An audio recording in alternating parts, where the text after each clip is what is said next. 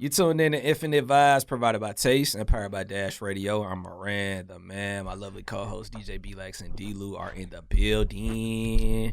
We here, baby. Absolutely. And we're in the presence of somebody who's just out here doing her damn thing. It is, Women's National Women's Appreciation. International Women's, Women's Appreciation. Women's Appreciation Month. Yes. And this is International Women's Day, every day, 30 days, 365, not 30 days. Yes, that way. Well, we got a queen who's just really just out here doing the damn thing. Why don't you go ahead and introduce yourself to our listeners, ma'am?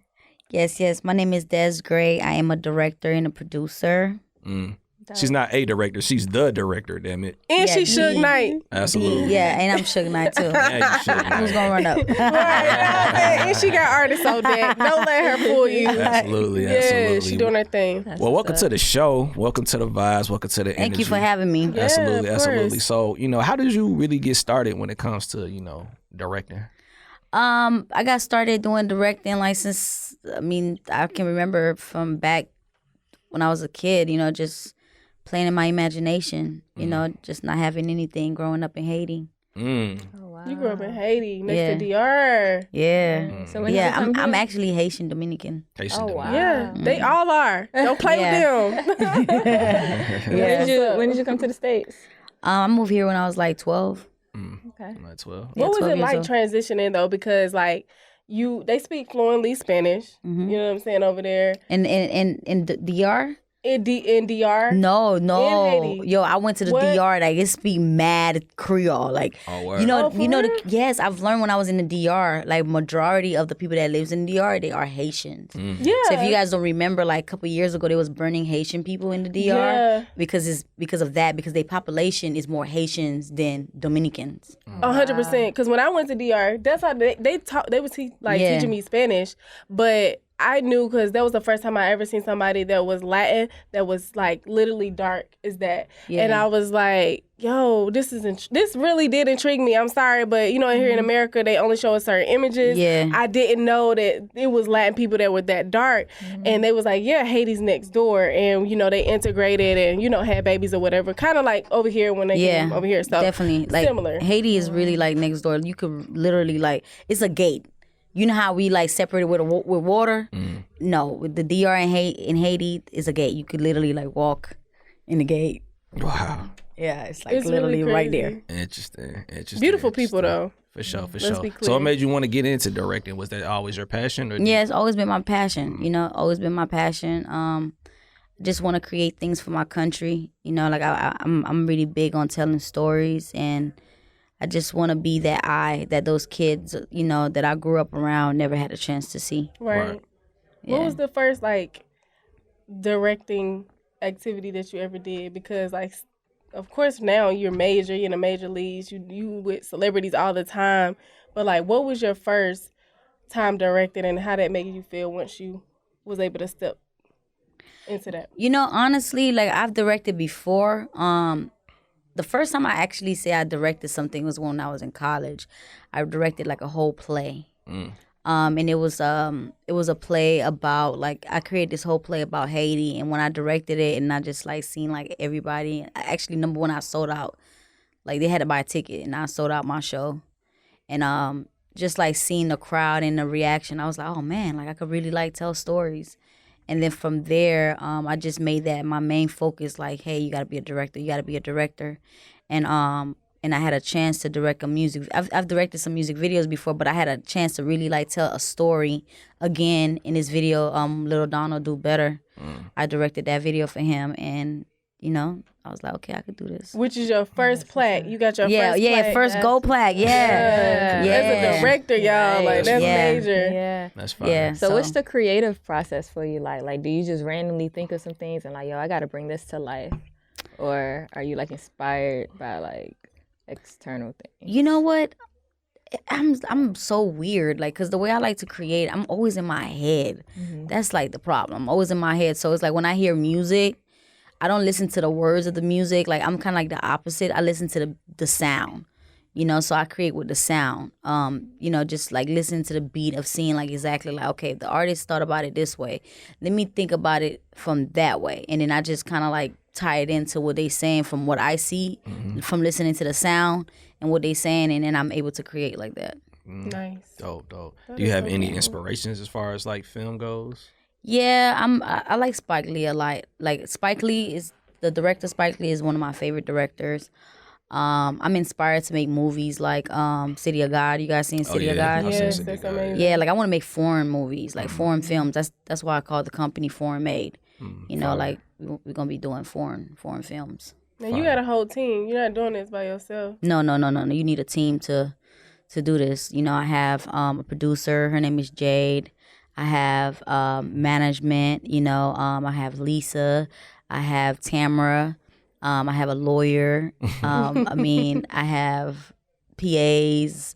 I have a Steadicam operator. I have a videographer, Nelson, that's always like capturing the best side of me. Yeah, it take a team. Yeah. That's what's up. How long did it take you to build your team? It took me about 2 years.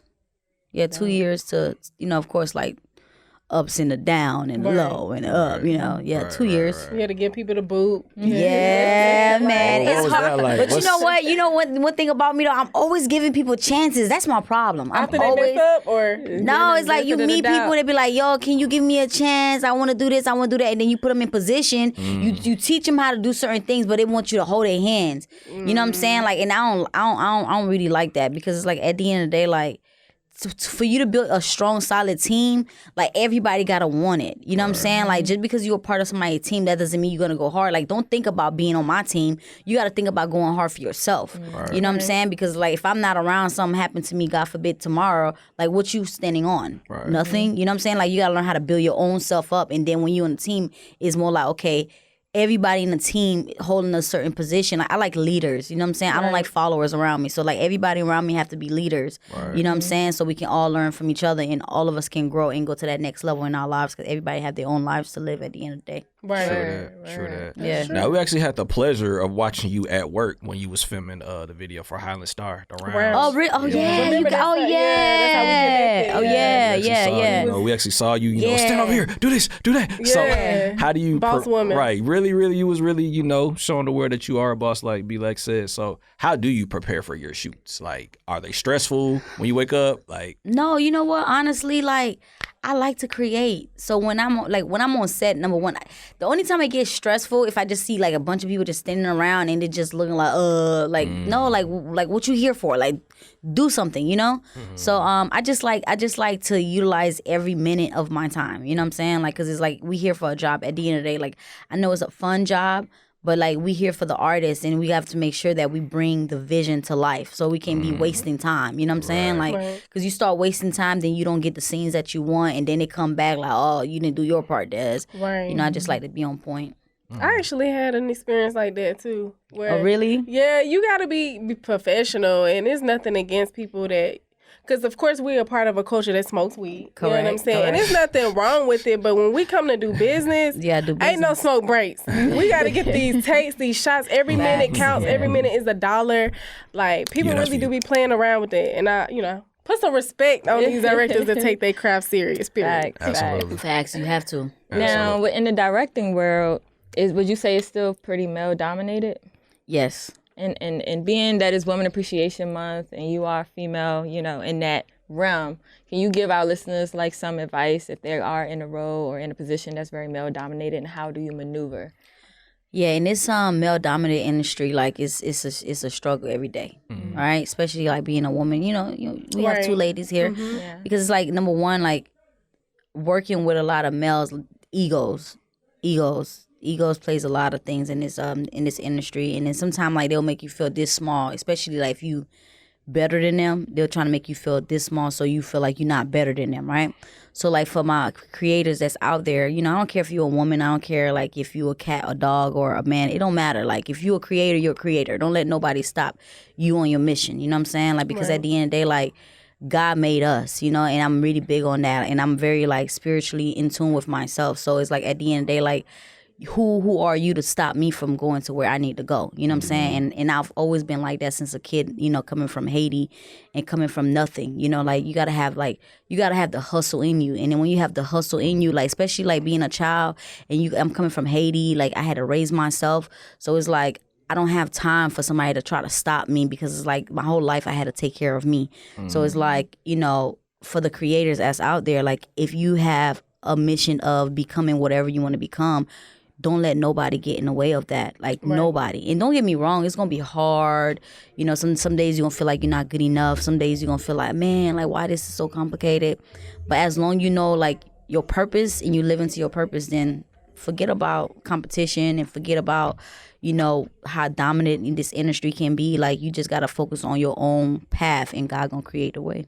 That's right. That's a straight fact. Yeah. What are some things that you had to overcome on your journey? Like let's say, I don't know, because we see the success, we see the plaques, but we know it didn't just all fall out the sky. Like, you know, what are some things you had to overcome? Like, were you sleeping on the floor? You know what? Honestly, I've always slept on the floor.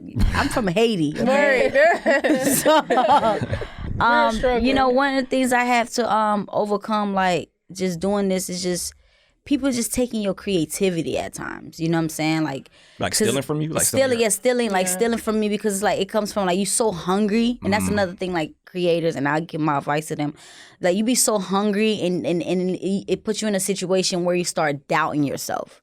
You know what I'm saying? And it's like that's one of the things like I've struggled with personally. Just struggle with being like so passionate and just seeing something like, oh my God, I gotta get there. And then like along your journey, you start meeting these different people that you think that's supposed to be a part of your journey, but it's like you had to learn the hard way that like no, they there to just take something else from you. Right. You know what I'm saying? Like I've went through that. And then another thing too, like mental depression too. You know what I'm saying? Like in this industry, like people don't talk about mental depression, you know, like, so it's like with me, like battling mental depression also because like you got to understand, like being from Haiti, like I got dealt with a lot of trauma, you know what I'm saying? So it's like coming here, like I've never had a father. So it's like coming here and you dealing with so many different men that just try to like, oh, you can't do this, you can't do that. Like I get in my head, I'm like, yo, who are you? Because to me, I don't know who you are, you know, because I never had that type of energy around me growing up. So it's like, that's one of the struggles that I deal with in this industry. But I mean, at the end of the day, like I got God. You do. Yeah. We're going to follow you through. That's a fact. Yeah. That's real. Where are you? Like I know you're from Haiti, but when you came from Haiti, did you come here to Atlanta? No, I moved to Miami. Oh, dope. Oh, word, Yeah. word, That's beautiful. Miami. Miami, Florida. So not only do you do film directing, you know what I'm saying? That's the only thing we know. That's the only thing we know how to say. Right. That's the only thing we know how to say. Right. But nah, that's beautiful. That's Not beautiful. only do you do film, but you also are into the music. You do have currently an artist. Yeah. I thought you was gonna bring your artist today. No, I was actually gonna bring him in today. It ended up not working itself out, but I definitely, about your artist. I definitely would love to bring him back on the show. He's young. He's 13. His name is Really Rich. We just dropped his first single. Okay. About like 2.5 weeks ago. He's doing mad numbers on YouTube. He just a kid, you know, from Kentucky. You know, he's so passionate. You know, he came from nothing. Like the story that we share, like, you know, my partner, when he met him, like, you know, he was in a bad situation, like, you know, just homeless and things like that, and he took him in and just changed his life, you know. So I like his passion and his hunger. He's gonna be like real big. So your partner introduced you to him, the artist, yeah, and that's what made you want to take on that role. You managing? I'm not a manager, but right now we all playing the role of that. You know, I'm more like I'm overseeing his creative, like, you know what I'm saying, to make sure that it's like I'm taking his brand. Well, he don't have a brand yet, so I'm creating the brand. That's dope. I'm excited to see it. Yeah. It's over 200,000 views on YouTube. Yeah. I was looking. Yeah. I was like, okay. And he just came out. Yeah. Okay. Yeah, That's like hard. his stuff be doing mad numbers. He's 13 years old. Like 13. I was shooting him a video the other day, and these little girls was like, 2K, and I was like, wait. Okay, all right. I was feeling like a proud mom, like, yes, it's coming on. Yeah, so just keep a lookout for him. 2K Really Rich, he's coming. We gotta bring him here. Yeah, No, we definitely gotta bring him in. You would think he's 21, okay? This little boy be getting me together. You'll think he's 21, and I love it. Like, he know exactly what he wants. Like, he remind me of myself when I was a kid. He know exactly what he want. He know exactly where he want to go. Nobody gonna stop him, and I love that. Yeah. Love that. Beautiful. Well, thank you for taking the time out of your life to come to our show. You definitely dropped a lot of gems. You know, it's definitely really, really great to see you doing your thing. A beautiful black woman like yourself, bossed up out here. I appreciate that. Bossing people around, firing people if they need to be fired. We definitely love to see it. No, I'm just playing. You're fired if you don't do your job. That's that. What can we expect next, though, before you leave? You know? So right now, honestly, I'm just like working on a couple things. I took this year off to really like focus on, you know, some films that I'm working on, and also like my animation that I'm working on. Just trying to like be focused and go after like the bigger purpose, which is like films. I just did a show for Davido on Jimmy Kimmel Live, and then we have a music video coming out soon. It's gonna be Davido featuring Thug, Chris Brown. And you're gonna You say that so humble. No, I already directed it already. Oh, it's already coming. It's coming out in April. Yeah. Nice. Fire. Can't wait to see it. I know that's gonna be flames. Yeah, that's gonna be can't flames. wait. For sure. Well, you always like to end these with just positive words of affirmation. You know, you done dropped a lot of gems. You done gave a lot of advice, but what are some positive words that you could give to anybody that's on their way out? Man, positive word I can give somebody. You know, honestly, like, just remember, like, one of my favorite quote is like, tough times don't last, but only tough people do.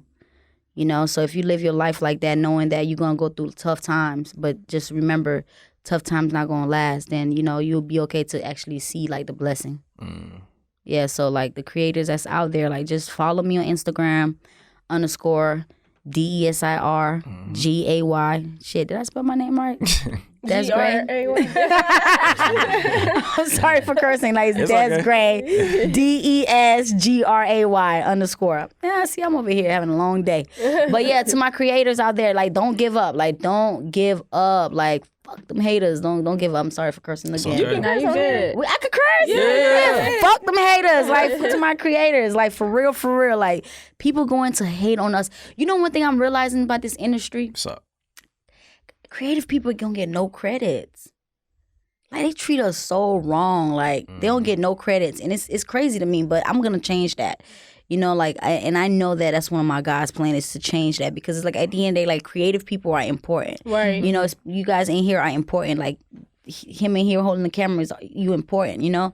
And I feel like a lot of time, like, working in this industry and doing music videos, like, sometimes I honestly feel like artists don't value that, you know, or their labels don't value that, or their managers don't value that, you know what I'm saying? And I feel like they forgetting to understand, like, it takes a whole team to create that masterpiece, which is the talent. You know what I'm saying? So, you know, to my creators out there, just keep your dreams alive. Keep your dreams alive. Wise words. Wise words. That's great. Thank you so much for pulling up to the show. Thank you so much for having me. You know the vibes. Absolutely. Infinite Vibes Taste. Dash Radio. We out.